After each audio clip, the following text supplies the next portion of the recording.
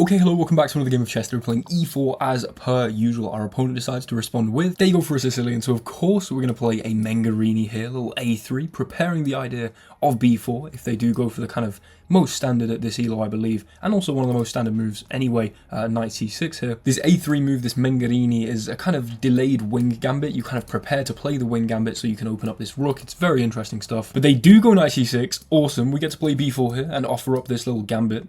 And will they accept fully, or will they just accept? They do. Okay. Now we kick the knight back with c3. It goes back to c6 in almost every instance. I mean, this makes no sense. This loses the knight. So does this, this, and this. So knight c6 here. And then we're going to play d4, claiming the full center. Now, we're going to pre-move e takes d5, purely because d5 is actually the best move for black. You know, we've got a fat center. Black probably wants to try and make some claim to the center, as we can actually see echoed here in the sentiment behind e6. I'm almost certain they'll play d5 now, such that if we take, they could recapture, or maybe not. Damn, maybe they're just trying to play a bit passive and castle. Fair enough. Either way, we have super active pieces. We've got a beautiful open rook. This is the best rook on the board right now, just in terms of potential activity. And of course, we have a huge central claim to which I'm going to push past to e5 here and open up this beautiful bishop onto that h7 square, most likely because our opponent's going to end up castled kingside. Because if they don't castle kingside, I mean, need I say more? So, f5, wow. So they clearly don't like my bishop here. Of course, we have the opportunity to take en passant. If we do take, they recapture with the knight. Almost certainly, and then they castle. Fine. We do get nice activity for the bishop, but also leaving this here and just saying to this knight, you have no good squares to develop to, because if you go here, for instance, I'm just going to snap it, trash the pawns, probably give queen h5 check at some point. And you know, this is then just a fixed backwards pawn. I think we're just going to castle. We're just going to castle, and we're going to let them kind of worsen this bishop, but it's going to come at the great cost of permanently killing, or not permanently, but at least semi-permanently killing their light square bishop as well. And also, we don't have to pay the price of letting them very pleasantly develop. I mean, right now, I think bishop e7 made very little sense, but they do play bishop d7. You see that they're being very passive. Although, to be fair, well, you know, where else was the bishop going to go? That's kind of one of the nice things about having this beautiful connect 3 in the center here. Okay, so they play bishop d7. Fine. What am I going to do? It makes a lot of sense to keep developing my pieces, of course. In terms of long-term prospects for this knight, we could look at, you know, tickling squares over on b5. I think probably I will just play knight a3 just to start with, because if they trade, then, I mean, of course, we have a beautiful bishop pair, especially a beautiful dark square bishop, and it's going to be very hard for them to castle, I believe. Actually, maybe it won't, because they can just block with the knight. But, oh, yo. Okay, this is a super instructive point in the game, because what have we noticed that's unorthodox from our opponent's play? Well, f5 was a bit unorthodox, so was h5, and these two moves together make multiple squares extremely weak. The concept of a hole in chess is a crucial concept that you need to get your head around if you want to really elevate your game and start playing some positional masterclasses, or even some tactical masterclasses. You know, you've got to position the pieces in the right place to be able to do some exciting tactical stuff, and the right place for your pieces is almost always a hole. By holes, I mean these two squares here. Why are they holes? Because the pawns in the adjacent files can never, ever protect them. Pawns cannot move backwards, which is, you know, a fact that everyone knows, but many people don't really, you know, fully comprehend the importance of that, which is that you play h5 here, this square will never again be defended by a black pawn in this game, making it far more exploitable for me and my sneaky pieces. So we might not necessarily immediately be able to exploit this. I mean, I wish we could retroactively take en passant and then come in here, but it also makes castling kingside a lot more scary. I'm thinking at some point we're going to be able to break through the center and just attack this king brutally. Okay, I'm just going to start with knight c2. I'm going to pass the move back to my opponent. I'm going to say that from here the knight can go to e3, which actually, oh my god, what is that? They're just going all-out attack. I mean, I was saying that my knight could probably go to e3, which could be super useful for breaking through here, but they are just attacking, which you've kind of got to respect, honestly. But at this point, you've kind of said goodbye to castling anywhere very functionally, and I don't think you're quite ready to be doing all this. I mean, this rook's nowhere near involved. It's not like your bishop can slice here. This knight can't really get into the game. I am extremely suspicious of my opponent's play here. Although, if they push this, where am I putting my knight? I guess I could just come back. You just be nice and patient. Okay, you know what? We're going to play knight e3. We're going to centralize and develop, and I'm going to probably try. I'm making quite arbitrary moves because I'm just waiting for them to fully commit to this. I'm going to try and lock it out and then break this open, basically. So, of course, we have to move the knight here. I think knight here and then putting the knight on d3 could be a really nice idea. To then access f4 to then exploit this weak square. I like that quite a lot. So we're actually going to go back to e1 with the knight. I mean, this is some crazy committal play. I think I've really not exploited this as much as I should have. Okay. You know what? I have nothing but respect for my opponent, but I am really thinking we should be able to sacrifice something here. It's kind of got to be the case that at some point we should be able to sacrifice something. Bang, bang, bang. Okay, you know what? Kind of a weird move. Bishop b1. We're being so slow and so... we're being preparatory. That's what we're doing.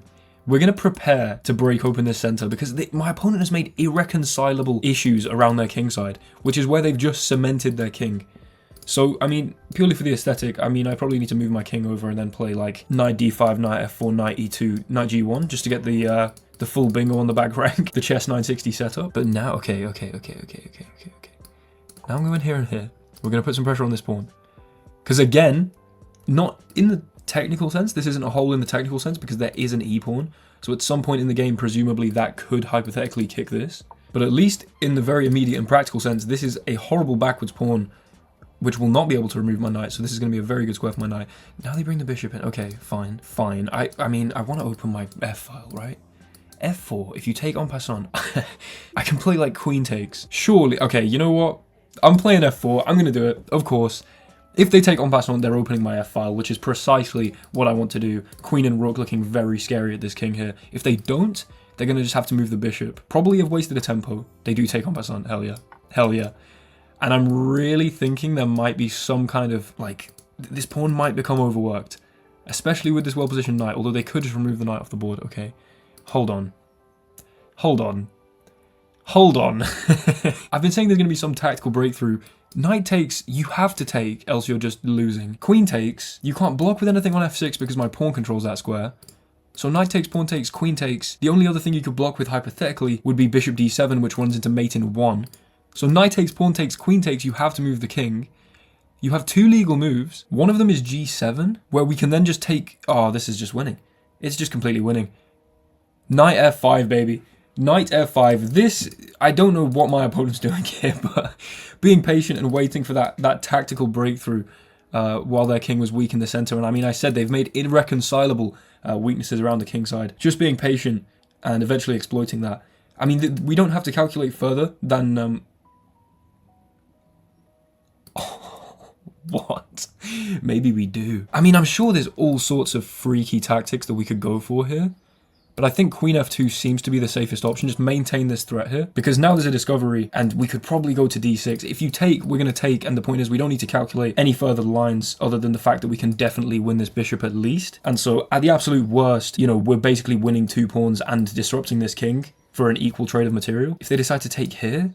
Then check, surely? Or maybe check like this so we can take the bishop so it's not defending f7 and we can go in here. I mean, they just moved the king.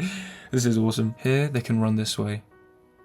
I do need to hurry up. I'm doing this. I want to infiltrate. I want to go here. Oh, this might have been dumb. This might have been dumb. This might have been dumb. Check. Oh my god, look at this. Look at the state of this. You go here, you lose your queen. So you got to go here. We could just take like this, hypothetically. We could just take like this and then swing this in here. Okay, I have 52 seconds. But I have maybe the greatest position I've ever seen in my life. Look at my knights. Need I say more? You are just losing a piece here as well. I might have missed something there, but I'm very... This is nice. Maybe I could have put the other knight on d6 instead, with the discovery instead of going here. But actually attacking this, like... I don't know. You have to move the queen. I mean, that's pretty non-negotiable. This doesn't make any sense because we can just take. There's no other way to attack my queen. Also, these squares are being held by our knights. Like, we could get a... sexy looking checkmate here. If you go here, I take like this. Yeah, I think this, I mean, this is definitely GG in terms of the position. In terms of the time on the clock, okay, we take here. Queen's got to move again. Got to move, got to move, got to move. What the hell is that?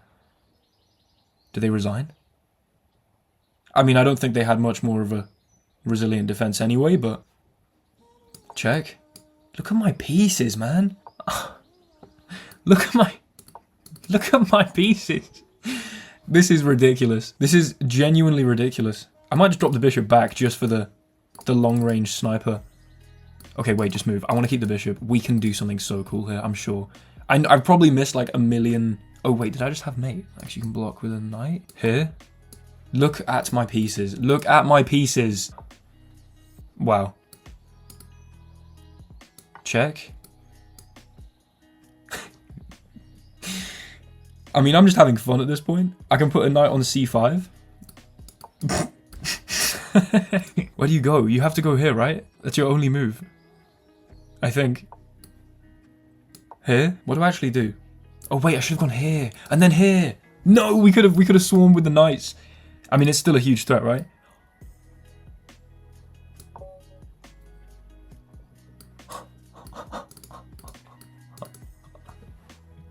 Sometimes it's a good idea to play with your food, because sometimes you can get checkmates like these. What on earth? Okay, so here we are in the analysis. 90% accuracy with only one blunder, although it seems to be more of a missed win. And apparently it was F4. Okay, let's have a look at that full game. Although apparently the conversion here was actually quite smooth. I mean, we'll see. E4.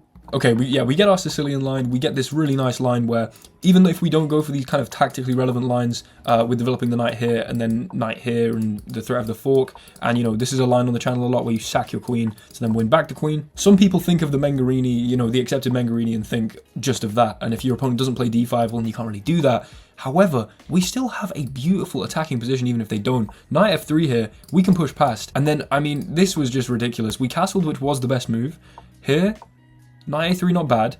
h5 is so funny. I respect it heavily. Here, Knight e3 wasn't great. I should have played h4. And if this, I presumably put my knight on g5, because if then you take, then we've got this beautiful bishop. But if h4 and you take, I just have to play c4, and then after you take, and this is a great position for me. I mean, yes, but at the same time, it's scary, and like I don't want to give my opponent counterplay here. So I mean, as you can see by the graph here, we kind of did a bit of waiting around with g5. We developed the knight in, okay, we dropped the knight back, fine. Bishop b1 wasn't even a bad move. Inaccurate, should have gone for c4. But you know, at this point, I'm kind of just thinking, let me just keep shuffling my pieces a little, because I know my opponent's about to do something dumb.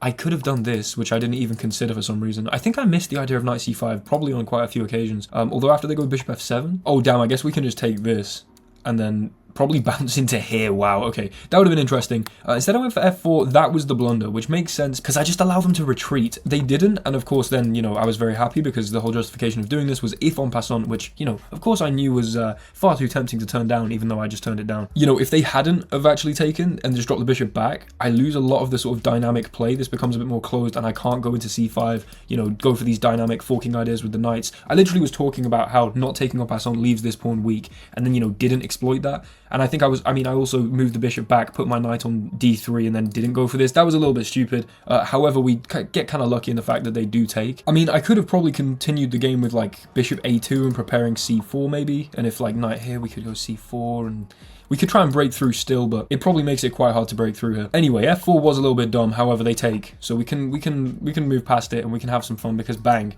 Because bang, at some point I thought, you know, this just has to be the case, that there's a sacrifice to open stuff up. If they take, we can go check. I said they can't block with anything on here because the pawn holds f6, and if they go here, that is checkmate. And I was thinking, worst case scenario, if here we can just take the bishop, tempo on the queen, this king doesn't look very happy. Although probably I could have gone check. And after king h7, I could have gone, where could I have gone? Knight f4, because of the bishop. This is disgusting. Oh wow, oh my. Oh my, that's just mate. That's absolutely disgusting. So of course it makes sense that they didn't recapture. They instead play bishop here, step back, best move. I mean, let's have a bit of composure. Just as a matter of interest, I actually oh, we had bishop a3 as well, didn't even think about that. But if we'd gone for this, we could have lost our queen and still been winning. Because imagine they go here and get mated, that would have been really nice. But if they go here, I mean, we can just play knight c5, and wow. The knights are still good enough that I'm actually winning having lost my queen. That's brutal. Oh, I guess also because the queen's tied to this, right?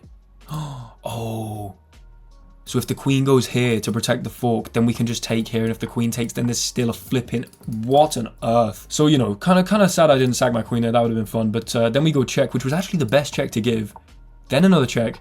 Then we take here with tempo on the queen. Then we take here, and I mean, they take, but like, what else were we gonna do? Instead of taking, I actually did have a checkmate idea where they come back. I mean, it's a mate in 10, I can't be bothered, but we just take the queen. This is a good move. They go knight here. Check, best move. Here, check. Drop the bishop back for style points. Rook here, I could have gone across with the queen and it would have been mate in 7. I'm not really sure why I didn't go across with the queen, actually. And then check, check, here. Where should I have gone? Oh, I'm an idiot, I'm an idiot, I'm an idiot. Why did I go rook here? I know we got our beautiful checkmate like this, which I'm extremely happy with, but I think even more beautiful would have been check, here, checkmate. with the fork. But, you know, you cannot complain. You cannot complain. Just having a bit of fun, messing around to get this checkmate. I mean, dropping the bishop back purely for the style points there. This knight holding c7. It's all beautiful stuff. Thank you so much for watching. Hopefully you guys enjoyed. Like, comment, and subscribe, and I'll be back soon with some more content. Let me know how you'd have handled this. Which mate was your favorite? Give me some feedback in the comments, and I'll see you next time. Goodbye.